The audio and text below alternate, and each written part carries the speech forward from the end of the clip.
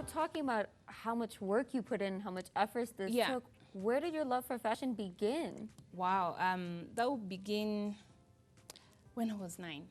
I lost my mom at the age of 9, and she left us with lots of clothes. So her wardrobe, full wardrobe, we were only 2 sisters. So my sister gave me mine and she had hers, and I had to work with mine to fit me.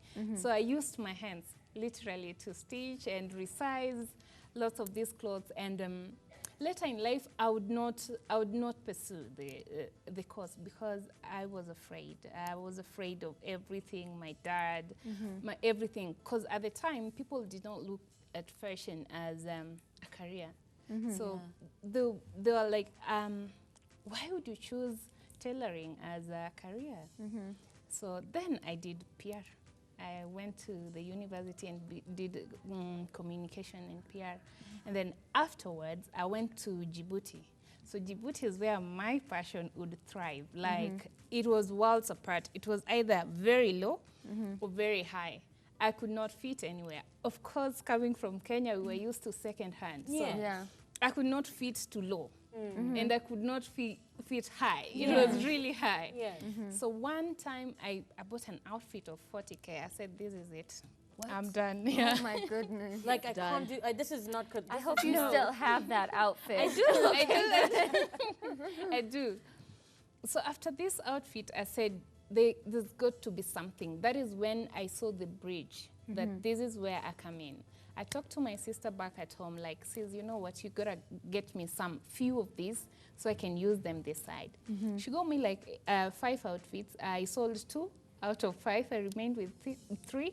And I was like, okay, I see money here. So she told me, why don't you come back home then, do this, and then get back there? I said, oh yeah, sounds like a good idea. And when holidays came, I came back home, and again, fear came.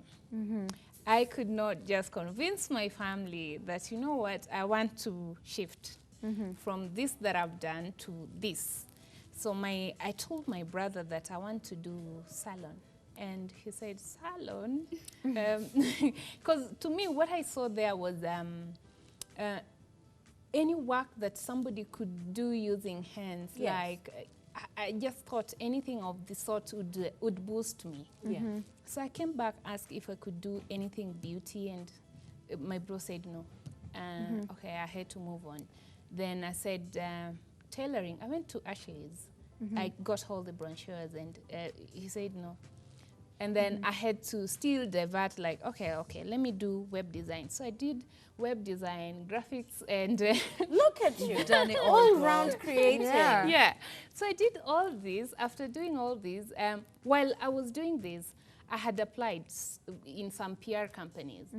Fortunate enough, they called me, and I got a job while I was... so I said, okay, I dropped the Djibouti issue, because now I had a job, and I was still going to school. So while doing all this, I worked with these guys for less than 2 years. My drive was driving me crazy. I was like, you know what, I'm gonna kill somebody if I continue doing the same thing. I can imagine the feeling. If something is in you, it doesn't matter how far you go. Work around it. And the fact that I did graphics and design, my work would just be sketches of designs. Outfits. At the time, I was inspired in lots of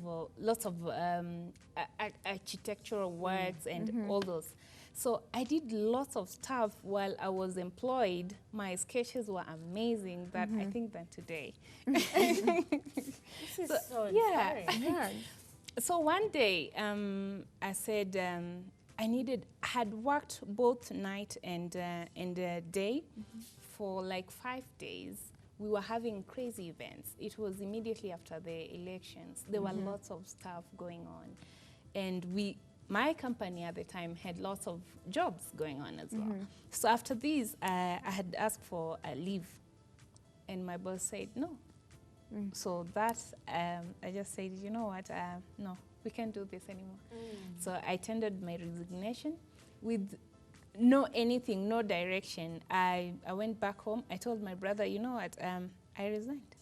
And then he said, I thought you were crazy. Yeah, girl, you must be crazy. I said, I'm not crazy. I think I'm allowed to, because I was still young. At the age of 24, I was like, I'm still young. I can be able to joke with my life now than having babies and putting their lives at risk at the time. So I said, I'm ready. I think I want to try and fail and try and succeed. So I had no experience in this. I started right inside my bedroom. So I bought a small machine, the ones that you put on the table. So I used that for some time with my curtains, my bed sheets. And I said, I think I made a skirt.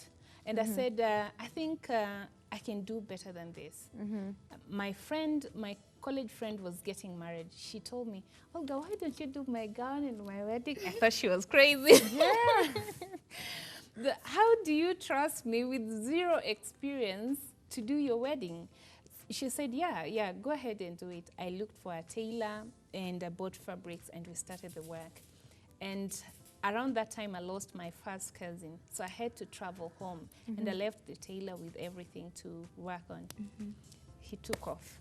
Oh, wow. With everything? With everything. Oh, my God. So everything that could have been going wrong went wrong. He took off completely. When I was back from home, I tried calling. His phones were switched off. It was back to square one. So then I went again, bought everything. Now this time, I had a little savings, but it would not be enough because I had moved from home because of pressure and fear of what if I fail, and they are all on my face. So I told them I had to be on my own. So I was in one room where all this were happening, and when this failed, I got another machine with some help from my brother, and I started. And a friend of mine invited me to Nairobi Fashion Market, and I tried. I did not sell much, but I gave out my cards, and there would be follow-ups. And after that, a friend of mine invited me to Spielworks, that they were having a show at the time, and they gave me that job, and I had lots of clothes done to them. They were hiring. And after that, I was left with a bunch of clothes. I went back to Nairobi Fashion Market again and sold everything, and that was it. And yeah,